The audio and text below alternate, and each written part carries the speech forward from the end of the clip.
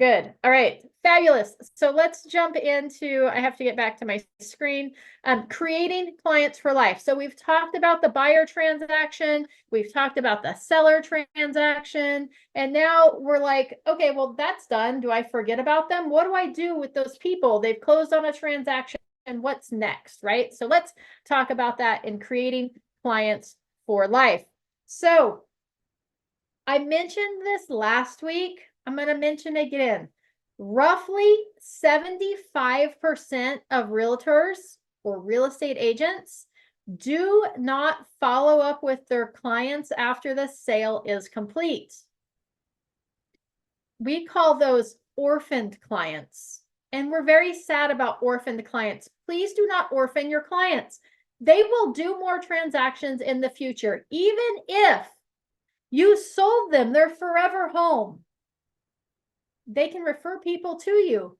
So real estate is not a one and done. Our goal is clients for life. We can get repeat business. We can get referral business. We can help their out of area friends and families. Again, not just referring us clients, but help those people get referred to other stellar agents in their area. And friends and family that never move, right? So we want to address all of those situations and how we're completing our follow-up with our clients and putting them on a regular interaction plan. In addition to that, as I mentioned last week, if you have a listing, there's a little bug buzzing me, sorry. All right, if you have a listing, I highly recommend that you adopt those buyers because, again, statistics say that 75% of agents are not going to follow up with their clients, which means those people that just bought the house you sold, they're going to become orphans 75% of the time. That's pretty good odds. Remember, our agency relationship ends with those clients at the close of escrow. So you're not violating any code of ethics by contacting those buyers. So I would absolutely make it part of your plan of creating those clients for life to get those people added to your database as well. In addition to, right, so we want to get those referrals and everything. We want to get future sales. We want to get when they decide to sell that property. We want to get future purchases. And for those people that are like, we are in our forever home. We are never moving. Great. Now's the time to start diversifying your investment portfolio with real estate, right? So we can start communicating to them the value of investing in real estate and the goal of setting yourself up with passive income through real estate investments to set themselves up for the future. Okay, some fun things to do. I know I've talked to some people in the past that actually, when their kids were born, they purchased a property each time a kid was born as an investment property, so that property was, and then when it was generating income, hopefully it's cash flowing during the time their kids are growing up. But it's like a forced savings plan, right? If I bought a house today in 18 years, when my child turns 18, is ready to go to college or do whatever, that house has absolutely increased in value. Okay, I would say without a doubt, over 18 years, the real estate market's cyclical. There's ups and downs. There's no guarantees. But over 18 years, that property's gone up in value. Okay, you can look at any statistics over any 18-year period, it's gone up. In 18 years, I could do a couple things with that. Number one, I could gift that house to my child, right? And now they have a house they can move into. They have rental income they could collect. Or I could turn around and sell that. I could pay for their college education. I could pay for their wedding with those funds, right? Possibilities are endless there. So just like some things that you could drip on your clients to get them to start thinking about the future and the possibilities. So cool. So anyways, there you go. There's my soapbox for today. I'll try to stay on track for the rest of the class, but there was no guidance on this slide. So I got to make up whatever I wanted. We want to create raving fans, right? Throughout the transaction, throughout the process, we want to make sure that we're creating those raving fans, and they're going to talk about the experience that they had with us because we went above and beyond, not only through the transaction, but after the close of escrow. And this is going to help you expand your COI, or your circle of influence, right? If I'm creating raving fans and they're talking me up to their friends and family and their coworkers, then I'm beginning to expand that circle of influence. Okay, any questions so far? Okay. Staying in touch is easy if you have a plan, right? Here goes Amy again. Systems and processes, right? Systems and processes, create them, stick to them, and move forward with them. It makes it so easy if we have a system and process in place, and not just in your head. You actually have to like write it down. Like, here's my system for this, and here's my process for this. Because then it makes it duplicatable and replicatable, right? So we can just move on and on. And then what happens is your business grows and you've got multiple closings happen. Now you're adding admins to your business and such, right? People to help you. You can just be like, here's the systems and processes that are in place. Just continue to work those systems and processes. Those are now your job, right? So easy to hand off. So you must have an after sale action plan that you're going to implement as soon as you complete the transaction, right? Every client should get added to that plan without exception. Hopefully, you're using a CRM or a contact relationship manager, or your database allows you to add like a interaction plan or a touch campaign or something to your people to make it automated and simpler, so it'll remind you when to do things. Otherwise, what you're going to need to do is you're going to need to calendar those items or put it on a to-do list. There's like apps for that and stuff that you can utilize if your CRM does not allow you to do that. You must be consistent in completing all of the activities in your after the sale action plan for it to produce results. If you're inconsistent, guess what? Your results are also going to fall in that category of inconsistent. Okay, so we've touched on this over and over again, right? Your database is your business. So we talk about the importance of working your database to create that repeat and referral business, to bring those people from captured to connected, right? Or from the point where they're interacting with us to where they're doing business with us. So we're just going to pop these after sale people into that touch campaign, but we probably want to add some additional things in there. Okay, simple but effective annual after sale plan, right? We're going to have personal connections that are going to include 4 phone calls. That's going to be 1 per quarter. 4 text messages, also 1 per quarter, and 4 social media interactions. That's 1 per quarter. Okay, what that's going to look like is, let's say that we just closed on a house today, right? My clients. We might put them, because we're already interacting with them verbally. So it might be this next month, we interact with them on social media. I send them a social media message, or I send them a text message, right? And then next month, so April, they get either a social media interaction or a text message interaction. I'd probably go with social media interaction. Then May, they're going to get a text message interaction, right? I'm going to send them something via text. It could be something simple like, oh, I was passing through your neighborhood and I was thinking about you. How's the house? Right? Something simple like that. Even if you weren't passing through their neighborhood, they don't know, unless they live in New York, and then they probably know that you're lying. Okay. So we close in March, social media in April, text message in May. They get a phone call in June. Okay. We're just going to call and touch base with them, have a conversation, see who else they know that is looking to buy, sell, or invest in real estate. Okay, then we're going to repeat that for the next 3 months. So we had April, May, June. So we got July, social media, August, text message, September, phone call. And for the rest of their lives, or for the rest of our lives, they're going to get a phone call, a text message, and a social media interaction in that order every 3 months. Okay, does that make sense to everybody? If thank you, Heather, for your thumbs up. If your database allows you to, sometimes they allow you to send out like automated text messages. So you can actually set up that text message system to send them a text message every 3 months, right? You can set a reminder in that database for you to call them every 3 months. Super simple. Then all you do is you log into your database every day and it tells you exactly what it is that you're supposed to be doing. Okay, in addition to those interactions, you want to invite them to at least 1 event per year. 2 is better. Okay, Some people rent out movie theaters and they invite their clients to watch a movie with them. Sometimes they just do like national night out in the park and they invite them to do that. Sometimes they're doing like Easter egg hunts or something and they invite them to join them at the neighborhood Easter egg hunt. So whatever it is, invite them to participate. We rented out the gymnastics place at one time and did an ice cream social. The kids all got to run around and do the gymnastics stuff and all the parents got to interact. That was pretty fun.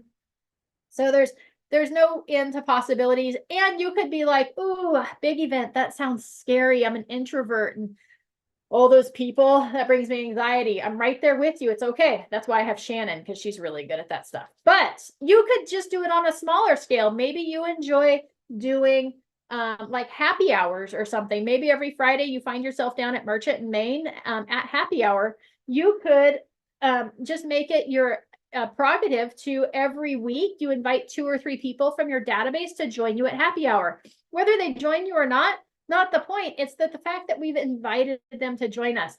One of the agents in our area who's not with our office, I swear she must listen to my trainings because she has started doing events nearby and she posts like once a week or once a month and she goes, hey, we're heading over to here for lunch or dinner.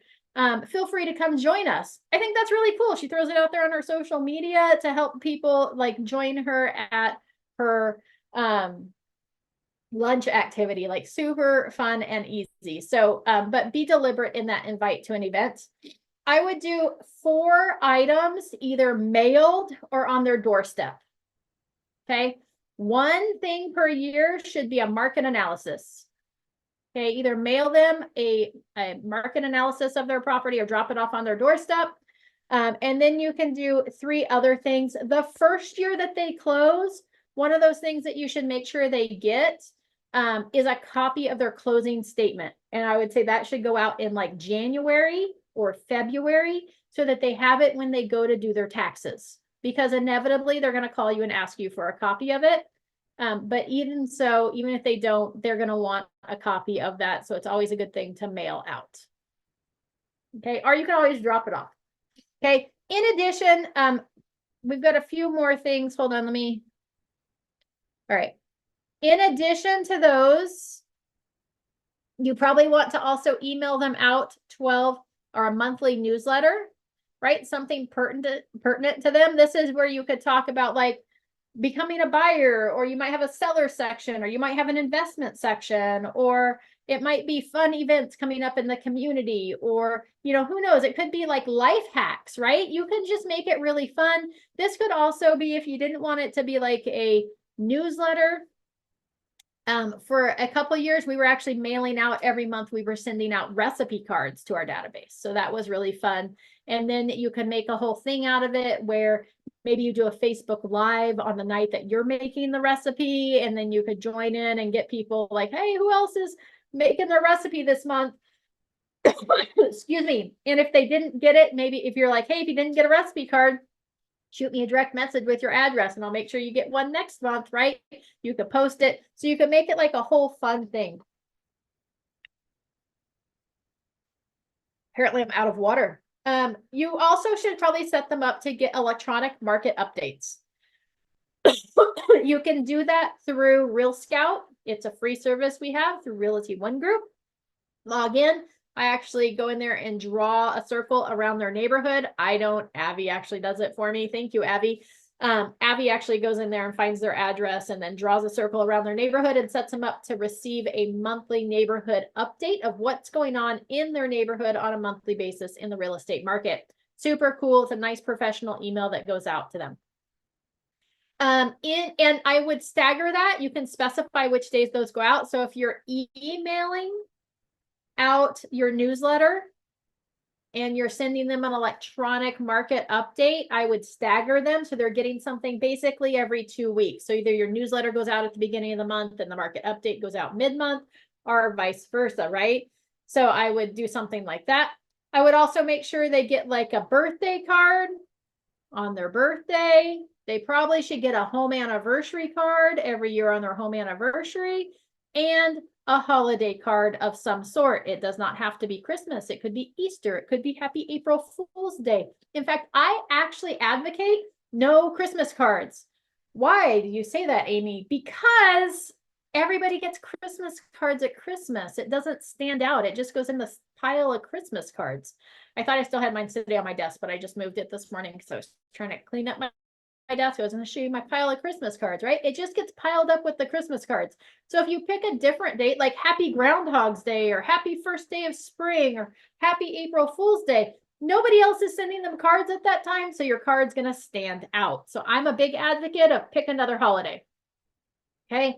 Birthday card, holiday card, and a home anniversary card.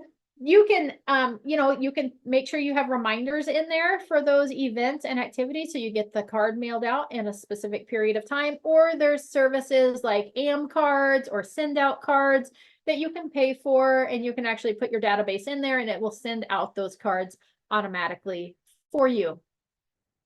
Any questions about those interactions?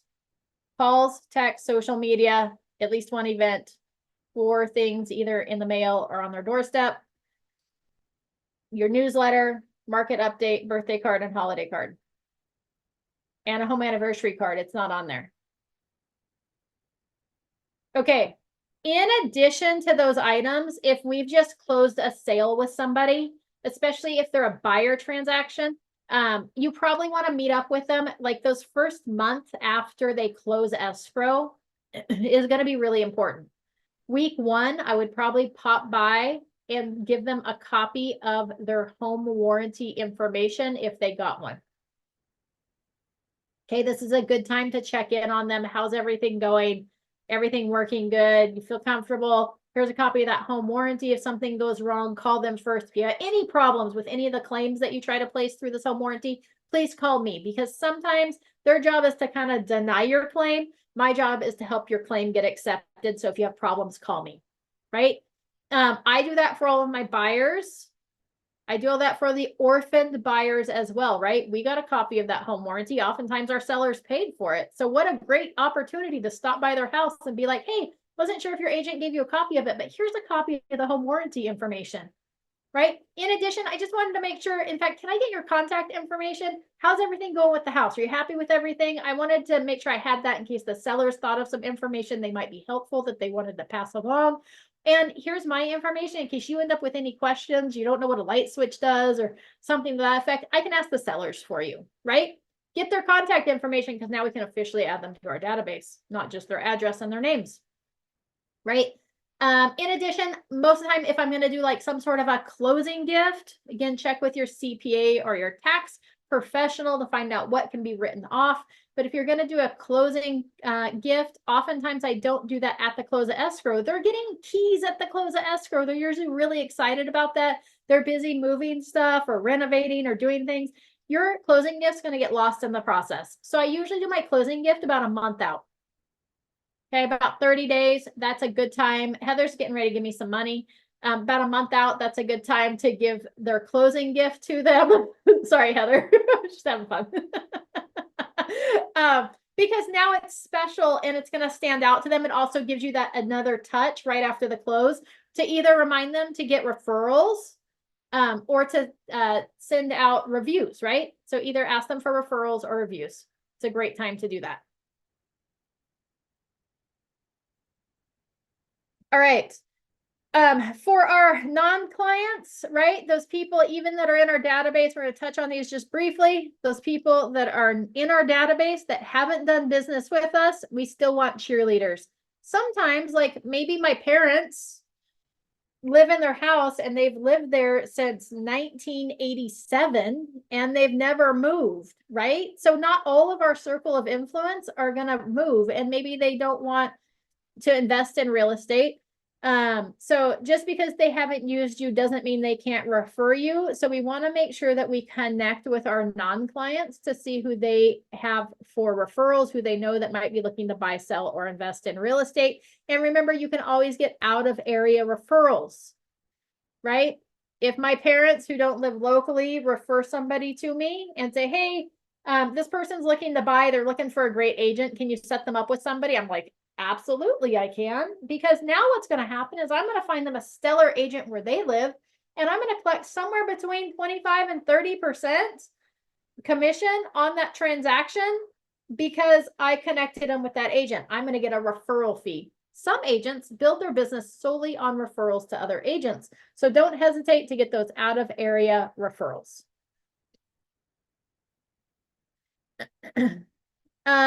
We can level up our service, right? Because our friends and family, right, our circle of influence, they're lucky to have an agent as skilled as you, right? They're going to want to refer their friends and family and coworkers to you, because people are going to be unaccustomed to the level of service, of care, and consistency that you're offering, because we're putting those systems and processes in place. So we have things throughout the entire transaction, checks and balances, as well as after the transaction to continue to follow up. That newsletter that goes out, it's going to be full of value that people are going to want to share with other people. So people are going to brag about you. Okay, I promise it will happen. In addition to that, when we do our regular quarterly phone calls, we need to ask for referrals. Okay, it's not that people don't want to give you referrals, it's that we don't ask for them. So every time we have a conversation with them, oftentimes if I'm going to call a client, I'm going to go onto their social media and be like, hey, what was Angie up to this week? Oh my gosh, look, it looks like they just got back from vacation, or it looks like the kids have been back from school, or gosh, looks like they've been sick.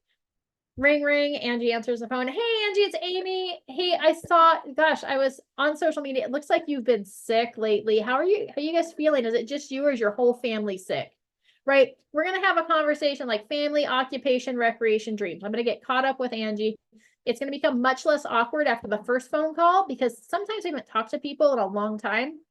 So once we're touching base with them on a quarterly basis, it's not that big a deal. We kind of know what's going on. We've had a conversation with them. We know what we're going to talk about the next quarter, because we're going to follow up on whatever it is that we already talked about, right? In addition, I'm going to say, hey, also, I was wondering, do you know anybody that's looking? And sometimes it's good to jog their brain, right? Not just do you know anybody, but hey, do you know anybody like a coworker, neighbor, another family member, maybe one of your friends that's looking to buy, sell, or invest in real estate, right? Those memory joggers are important, because then it gets their mind turning of, oh, I don't know anyone, right? If we just say, hey, do you know anybody? They're like, nah, no, I don't think I do. But if you're like, hey, at work, neighbor, coworker, somebody at church, they're going to be like, oh my gosh, yeah, actually, I was just talking to my coworker last week, and they were talking about the fact that they wanted to buy a house this year, right? So it's good to do a memory jogger when we ask for those referrals. Okay, we're not going to ask them. It's not going to be, hey, Angie, do you plan to buy, sell, or invest in real estate this year? I mean, you could, absolutely. Every year at the beginning of the year, that first quarter, when you do those phone calls, that's a good time to be like, hey, Angie, have you and your family, have you guys talked about buying, selling, or investing? Have you talked about buying another house, selling your existing house, or have you talked about investing in real estate? Yeah, actually, we were thinking about that. Oh, perfect. What were you guys talking about, right? It opens up that conversation. So I'd say absolutely once a year at the very minimum, ask them those questions. The other times you're probably just going to ask, hey, who else do you know at work? Your neighbor, friends, family, if you know they're involved in like a church group or baseball friends or whatever it is, that might be looking to buy, sell, or invest in real estate, right? So that's a good time to ask for that business. Make sure that you ask. As part of the follow-up of the transaction, I would absolutely create an evaluation form that maybe goes to the notary at the close of escrow for the transaction. You also should be checking in with your clients on a regular basis throughout the transaction to make sure they're happy and that they feel comfortable with what's moving, with how it's moving. But that evaluation form is a great way to make sure that you get some good feedback. Number one, they don't have to say it to your face.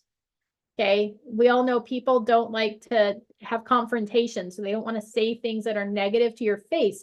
So giving them the ability to write it down at the closing table and you're not there, great opportunity to get feedback. This is going to give you a thermometer to either ask for reviews or to fix the situation, right? Thermometer. If you haven't asked your clients for an evaluation and you're like, man, I had 12 closings last year. I didn't ask any of them how it went. I didn't ask them for reviews. I haven't asked them for referrals. It's not too late. Go back, call them up. Hey, I'm evaluating my business and I never asked you how I did. Can you provide me with some feedback so that I can improve my level of service? Not only are we asking for feedback there, but we're saying, hey, we want to improve our level of service. So that's telling them that you want them to be kind of critical, right? Super important. You could even, if you're like, man, Amy, that scares me, like asking people that, I have anxiety just thinking about it, send them a text message. Okay, it's okay. In addition, we want to ask for reviews. And again, it's never too late to ask for reviews. So places that you may want reviews are on Yelp, Google, social media, realtor.com, Zillow, right? And we can make it fun with like rewards or drawings, right? So it can be like, hey, maybe we closed escrow and you're like, hey, Amanda, if you wouldn't mind, can you send me a review? And you might do like one a month. It might be like, hey, this month, can you give me a review on Yelp? Or if you give me a review on Yelp, I'll give you $2 of a gift card for every review that you leave me. I've got 5 places there. That can get you a $10 gift card to the coffee house of your choice, right? Those reviews are worth money to me. They're worth gold because people are going to check those reviews. So having reviews are really important. And I really want them to place them at all those. So it might be like, hey, I'm going to reward you for your activity. Or hey, for the first review, I'm going to give you a $5 gift card. And then if you leave a second one or a third one, right, you could grow on that and make it exponential so they can end up with like a $20 gift card. Whatever you want to make it happen, you could do that. The other option is you could do like, hey, we do a review drawing once a quarter. So for every review that you leave me, you get a ticket into the drawing. And this quarter, the drawing is for a date night. It's tickets for 2 to the movie theater, $75 gift card to Merchant in Maine, and extra $20 for babysitting. I don't know, make it fun, right? It could be that, hey, I've got tickets to go see the River Cats. So anybody who leaves me a review this quarter, I will send you to the River Cats game. Okay, so you could do drawings. And again, you could do like an entry, or you could be like, hey, this month, if you leave me a review on Google, you get 2 entries into the drawing for those River Cats games. Okay, you might decide that, man, I really like baseball and the River Cats are really fun. And I would like one of those like box seats, right? Like annual season tickets for the River Cats. And then maybe once a month or once every few games, you make a drawing to raffle those off for other people to use. Now what happened is check with your CPA on this, but it's just become a write-off to get those season tickets for somebody that you wanted to see anyways, because now you're using it for business purposes as well. I don't know, might be on to something here. So anyways, just some fun things that you can do there. Make sure you get those reviews. Okay, so ask for referrals, ask for reviews, follow up on those reviews. You could also create a vendor list. We actually talked about this on the tech night a couple weeks ago. It used to be called Move Easy. Now it's called Live Easy. We get the access to that through Realty One Group. I think we may actually have access to that through Barry's as well. Don't quote me on that. But it's a free service. You can sign your buyers up for it. It's like a moving concierge service. It helps them know how and where to set up those utilities, who they should be calling to get trash and water and all of that. In addition, it gives you a place to store your vendor list. So you can put all your vendors in there. Really easy then to electronically share that vendor list and continually keep it updated. So anything housing related, personal services, restaurant, right? Anything anybody in the community might want to use, whether it's housing related or just personal, you can create a vendor list of all your favorite vendors for that. Your goal is to be the go-to contact for any resource that they might use. So anytime they're like, oh man, we need a pool guy. And they're gonna be like, I'm gonna call Claudia because I know that she's got that. She sent me over that list of like contractors and she told me what her favorite restaurants are. I bet she's got a favorite pool guy too. I'm gonna call Claudia, right? Or I'm gonna go check that website that she sent me. So it says on here it's Move Easy, but they actually updated the name to Live Easy. You don't have to use that site. You could just create your own version of a vendor list, but it's a great idea because then you become the resource and then people are reaching out to you to be like, oh, hey, we need a contractor. And you'd be like, oh, absolutely. I've got some contractors I can refer you to. What are you looking to do? And they're like, oh man, we're just busting at the seams of our house. And we were going to see how much it was going to cost to add an additional room. Yes, it is free through the brokerage, the Live Easy, right? So now we just had a conversation with them because they wanted a contractor, finding out that they're busting at the seams because their house doesn't fit them anymore. Now that's a good time for a conversation of, hey, once you get the quote for what it would cost to enlarge your house, I can send you over a list of some properties that are a little bit bigger with like an additional bedroom or two so that you can see what that cost difference is between selling your house. I'll also go ahead and run a market analysis of your property, see what you could sell your house for, what you could buy another house for, and then you can weigh that against adding to your house. They're gonna be like, oh my gosh, I didn't even know we could do that. I'd be like, yeah, absolutely, right? So it's a good opportunity anytime they call us for those referrals to have that conversation with them. Questions?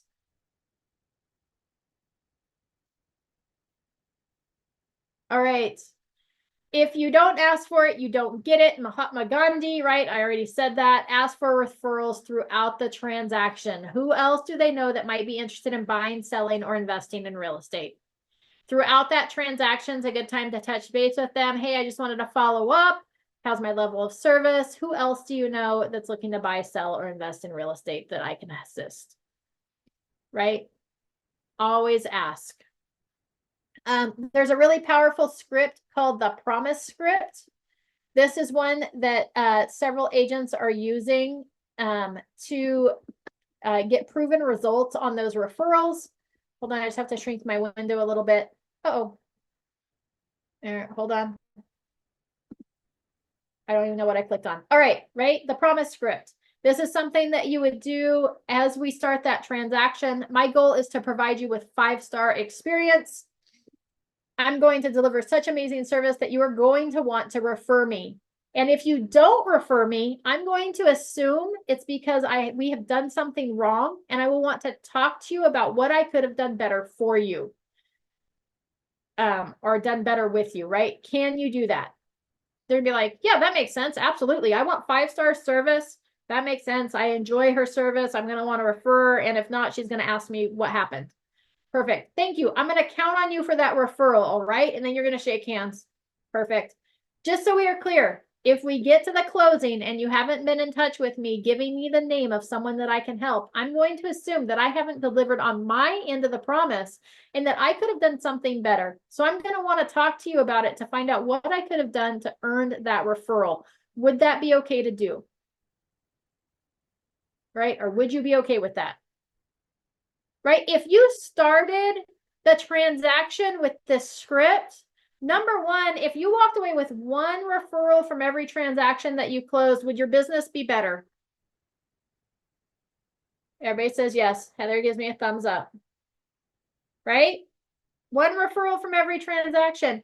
And if there was something going on with your service that they didn't feel like they got 5-star service, if nothing else, you've now gotten feedback so you can correct that in your systems and processes moving forward.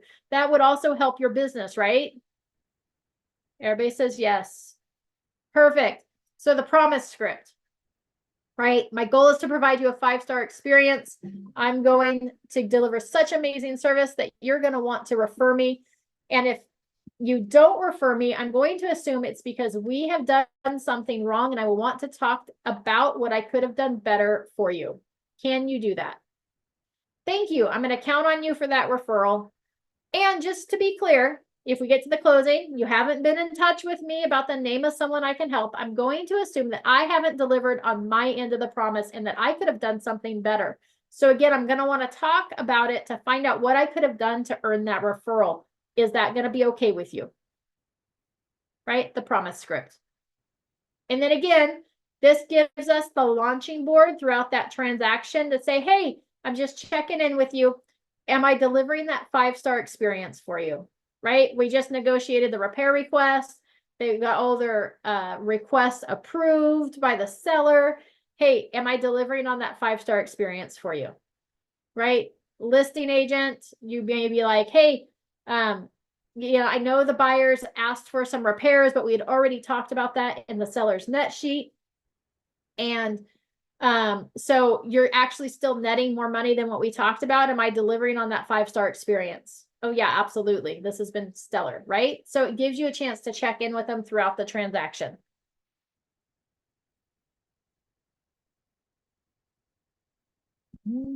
Hold on. Oops. All right. Referral rewards program, right? We kind of touched on this earlier, the reward, the act of referring, and reward the referral for choosing you, and you want to promote that. So there's lots of agents out there that have like a referral rewards program. Some of them do like a VIP group where if you've referred business to me in the last 12 months, you're part of the VIP group, and I send you something on a monthly basis to encourage you to continue to refer people to me. So there's all sorts of different things. We're going to talk about this more when we talk about the lead gen this next quarter, Wednesday nights at 7 o'clock. We're going to talk about referral rewards and VIP type programs. But think about referring the act, reward the act of referring. So anytime somebody refers business to me, they might get like a $10 Starbucks gift card just for referring somebody, because I would want to reward the act, whether that person follows through or not. So anytime they give me a name and a phone number of somebody that might be interested in buying, selling, or investing in real estate, they're going to get something from me in return. Now, if that person closes on a transaction with me, they might get a bigger referral reward. Like now I might send them like a gift card for dinner, right? Thank you so much for referring them to me. We had a successful transaction. They just closed on their new home, right? In addition, we might want to reward the referral for choosing you. So we might say, hey, because you're a referral of my longtime client, when we close on this transaction, I'm going to make sure that your home warranty is taken care of for you. I'm going to upgrade that home warranty so you get 3 years of coverage or 2 years of coverage under that home warranty plan, right? So we could do something, and then we want to promote what it is that we're doing amongst our database so that they know to refer people to us, and that we're going to have something of benefit for the people that they refer to us. Okay. Any questions?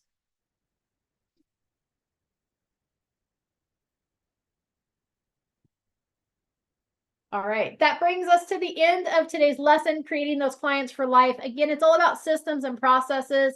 Put some thought and energy into what you want that post-closing follow-up to look like.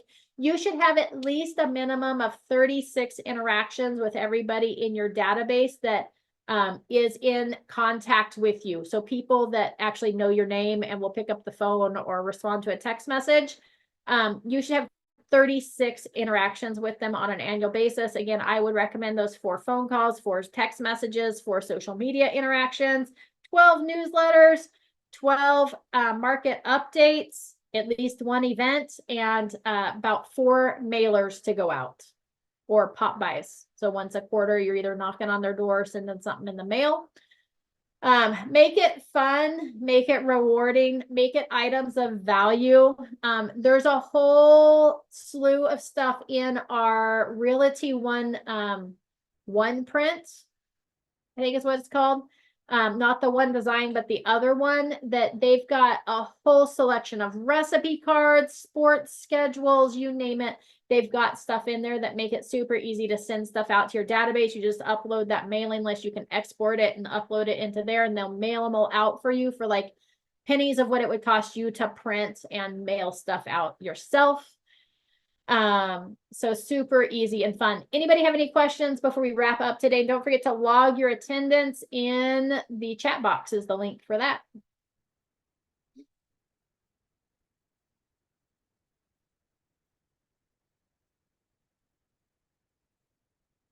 All right. Did anybody get some ahas or things that they can implement into their business today? Shauna, for the mailers, if you log into the OneSuite, it's one print, I think. Let's look. Hold on. I just have to move you around so I can get to a tabby. Oops. There we go. All right. Hold on. So in your one login, of course, I'm not logged in. All right. Hold on.